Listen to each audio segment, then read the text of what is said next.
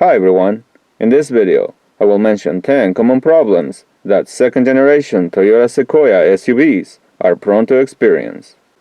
Number 1. The water pump is prone to develop coolant leaks before the SUV reaches 100,000 miles. Number 2. The secondary air pumps in 2008 to 2013 models are prone to malfunction and to fail, causing the engine to go into limp mode. These pumps are very expensive to replace. One way to solve this problem forever is to cancel them using a bypass kit similar to the one shown on the screen. Number 3. The hydraulic timing chain tensioners in some of these engines are failure prone, especially the one on the driver's side. When they malfunction or fail, they cause the timing chain to develop excessive slack, causing engine rattling noises.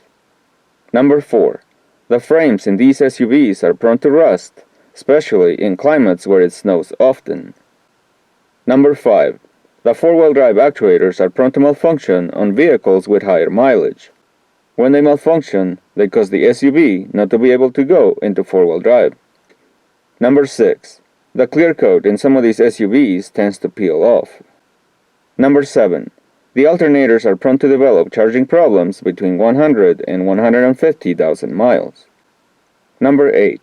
The steering rack and pinion in some of these SUVs tends to develop fluid leaks after 100,000 miles.